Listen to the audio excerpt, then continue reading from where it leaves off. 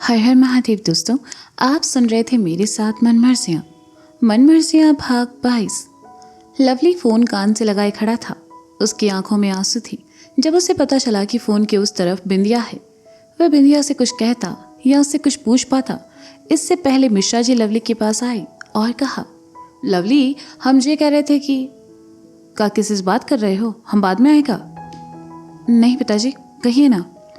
Lovely ने जल्दी से फ़ोन काट कर जेब में रखते हुए कहा, अरे वो हम ये कह रहे थे कि कल शाम शगुन के घर वाले आ जाएंगे। 2 दिन यहाँ रुके हैं तो उनके रहने का इंतजाम करना था। अभी गुड्डू से कहेंगे तो चिढ़ जाएगा। कहा है कि कल शाम उसको सोनू के यहाँ कोनो फंक्शन देखना है।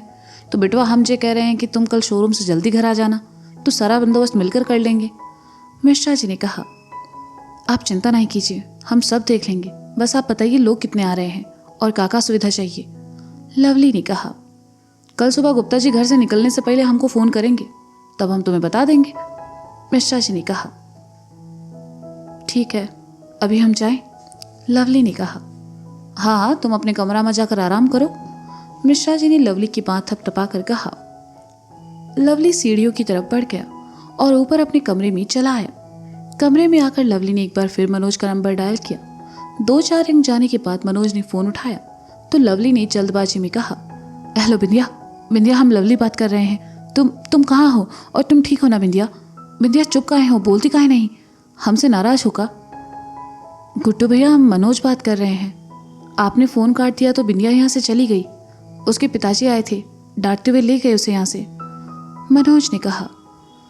लवली ने जैसे ही सुना, गुस्से और हैरानी से उसकी भवें तन गई। मंगेश तो जेल में था, फिर वह बिंदिया के पास कैसे पहुंचा? लवली ने थोड़ा गुस्से से लेकिन धीमे स्वर में कहा, मंगेश वहां कैसे पहुंचा? बिंदिया तुम्हारे पास आई थी, काहे? कुछ कहा उसने तुमसे? नहीं भैया, कुछ कहा तो नहीं, बस बहुत ही परेशान थी और जल्दबाजी में थी। हमसे कहा आपसे बात करवाने को तो हमने फ़ोन लगा दिया। भैया, हमको तो यह मामला कुछ गड़बड़ लग रहा है। आप भी कानपुर के ही होकर रह गए, यहाँ आकर देखा तक नहीं, मनोज ने शिकायती लहजे में कहा।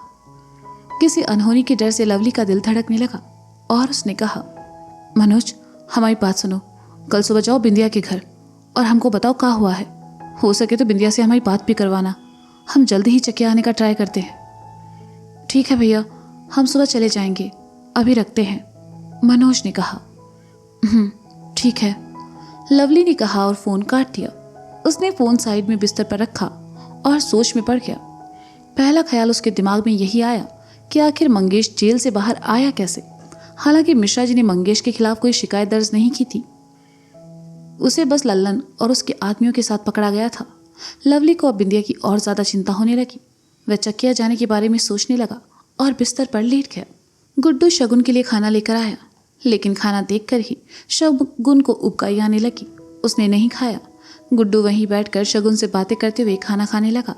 मिश्राई ने देखा कि शगुन का कुछ भी खाने का मन नहीं है, तो उन्होंने शगुन के लिए कुछ सब्जियों को पानी में उबालकर उसमें नमक, मिर्च, नींबू का रस और कुछ मसाले मिलाकर झोल बनाया और लेकर कमरे में चली आई। शगुन ने उसे चक्कर देखा तो उसे अच्छा लगा। वह खाने की जगह अब गुड्डू के सामने बैठकर उस झोल के पानी को पीने लगी। मिश्राई ने देखा कि गुड्डू आराम से बैठकर खाना खा रहा है, तो वह बिस्तर के कोने पर आ बैठी और कहा, ए गुड्डू, शगुन को थोड़ा वक्त दिया करो बेटा। जे समय माई का सबसे ज्यादा जरूरत तुम्हारी है। अरे अम्मा, हम तो देना चाहते हैं, पर क्या करें, हमारे पास काम ही इतना है कि सुबह निकले तो शाम में घर में घुसे। ऊपर से वो गोलू जब देखो तब कुछ ना कुछ गड़बड़ करता ही रहता है। अब हम उसको संभाले कि अपना काम देखें, समझ नहीं आता। गुड्डू ने कहा, अब जे गोलू को क्या हुआ है? अभी 2 दिन पहले तक तो ठीक था वो, अब फिर से कोई कांड किया का उसने? मिश्राई ने हैरानी से कहा। क्या बताएं अम्मा, कभी कभी तो हमको लगता है कि वो बेचारे की भी कोनो गलती नहीं है। करने सही जाता है, होता उल्टा है। खैर, उसको तो हम संभाल लेंगे, बस जब तक हम काम संभले तब तक शगुन को तुम संभाल लो, गुड्डू ने कहा। वैसे कल तो शगुन के घर वाले आ रहे हैं। एक ठो काम करते हैं, कुछ दिन के लिए शगुन को बनारस भेज देते हैं। हवा पानी बदलेगा तो मन को अच्छा लगेगा और ये भी अपने घर वालों के साथ थोड़ा वक्त बिता लेगी, मिश्राई ने कहा। शगुन ने सुना तो मुस्कुरा उठी। प्रीति की शादी के बाद से ही शगुन कानपुर में थी, बनारस गई ही नहीं। बनारस जाने के नाम से ही शगुन का चेहरा खिल उठा। तभी गुड्डू ने कहा, कोई जरूरत नहीं है अम्मा, शगुन के घर वाले कल यहीं आ रहे हैं तो मिल लेगी इनसे, और वक्त बिताना है तो हम पापा जी से कह देंगे कि सबके साथ कुछ दिन यहीं रुक जाए। अरे जे क्या बात हुई, शगुन का भी तो मन होगा ना घर जाने का, क्यों बिटिया, सही कहा ना हमने?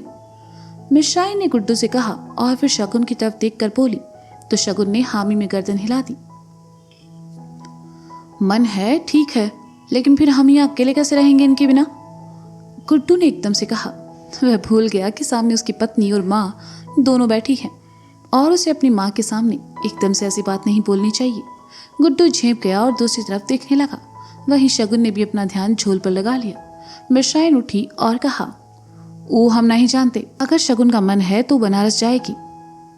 तुमको यहाँ रहना है रहो, वरना अपना बस्ता बांधो और तुम भी निकल जाओ अजय के साथ। मिश्राइन वहां से चली गई। गुड्डू ने शगुन की तरफ देखा तो शगुन ने अपना हाथ अपने ललाट पर मारकर धीरे से कहा, आप भी ना गुड्डू जी, माँ जी के सामने कुछ भी कह देते हैं। गुड्डू अपना खाना खा चुका था, इसलिए प्लेट लेकर उठा और शगुन की प्लेट और कटोरी पे लेकर अपनी प्लेट में रखते हुए कहा, अरे तो का गलत कहे, हम नहीं रह सकते तुम्हारे बिना, और अभी तुम जौन हालत में हो ना ओमा तो बिल्कुल भी नहीं। अच्छा, और ऐसा क्यों? शगुन ने गुड्डू की तरफ देखकर कहा, वो हम वापस आकर बताएंगे, पहले चेरक आए।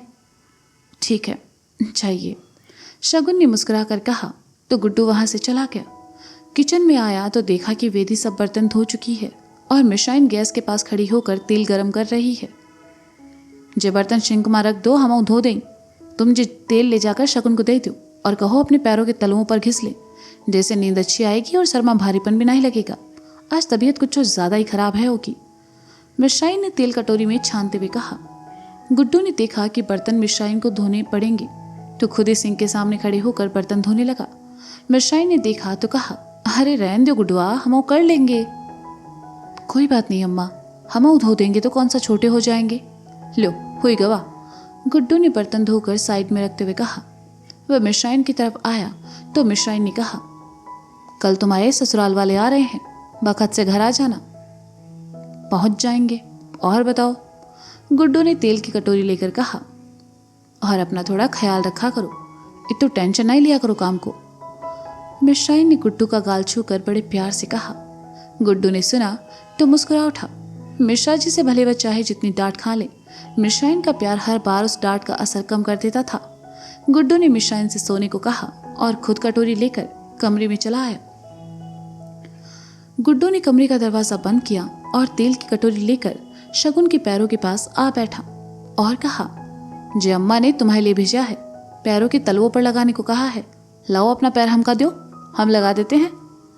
गुड्डू ने शगुन का पैर अपनी तरफ किया तो शगुन ने जल्दी से अपना पैर पीछे खींचा और कहा, अरे नहीं नहीं गुड्डू जी, आप मेरे पैरों को हाथ क्यों लगा रहे हैं? लाइए मुझे दीजिए, मैं कर लूंगी, आप वैसे भी कितने थके हुए हैं, आराम कीजिए। गुड्डू ने सुना तो शगुन का पैर अपनी तरफ किया और उंगलियों पर तेल लेकर उसके तलवे पर लगाकर कहा, शगुन, हम कितना भी थके हुए हो, लेकिन इतना कभी नहीं थकेंगे कि तुम्हारे लिए प्यार न जता पाए। शगुन ने सुना तो मुस्कुरा उठी और गुड्डू को प्यार से देखने लगी। शगुन के पैरों में तेल लगाते हुए गुड्डू के चेहरे पर थकान या झुंझलाहट के भाव बिल्कुल नहीं थे। गुप्ता जी का घर कानपुर। सुबह सुबह घर के आंगन में गोलू मस्त उल्टा पड़ा सो रहा था और बगल की खटिया पर लेटे थे गुप्ता जी, तो वहीं नीचे गद्दे पर मुंह फाड़े पड़े थे मंगल फूफा। मंगल फूफा और गुप्ता जी का आंगन में सोना हैरानी की बात नहीं थी, जबकि गोलू भी उनके साथ आंगन में ही सो रहा था, ये हैरानी की बात थी। गोलू से नाराज पिंकी ने उसे कमरे से बाहर निकाल दिया और बेचारे गोलू को गुप्ता जी और मंगल फूफा के साथ आंगन में सोना पड़ा। गोलू मस्त सो ही रहा था कि तभी उसने सपना देखा कि 4 लोग उसकी अर्थी को कंधे पर उठा कर ले जा रहे हैं और आगे मटकी पकड़े चल रहे हैं मंगल फूफा। गोलू ने जैसे ये सपना देखा तो चिल्ला कर उठा। गोलू के चिल्लाने से बगल वाली खटिया पर सोए गुप्ता जी डर कर उठे। उन्होंने आसपास देखा, कुछ नहीं था, बस सामने हैरान परेशान गोलू बैठा था। क्या हुआ बे, चिल्ला कह रहे हो? गुप्ता जी ने कहा। पिताजी, हमारी अंतिम यात्रा में आप कहीं नहीं है, कहीं आपने तो हमारी फील्डिंग सेट नहीं की, गोलू ने हैरानी भरे स्वर में कहा। गुप्ता जी ने सुना तो खींचकर गोलू को एक थप्पड़ मारा और कहा, होश में आओ गोलू, होश में, जिंदा हो तुम और हम का तुम्हारी फील्डिंग सेट करेंगे। तुम्हारी जैसी हरकतें हैं तुम खुद एक दिन अपनी लंका लगा लोगे। तो दोस्तों ये था मनमर्जियाँ सीज़न 4 भाग 22। इसका अगला भाग आप जल्दी सुनेंगे मेरे साथ। अब तक के लिए शुक्रिया। बाय बाय, अपना ख्याल रखिए और हाँ, सुनते रहें मनमर्जियाँ मेरे साथ। Bye bye.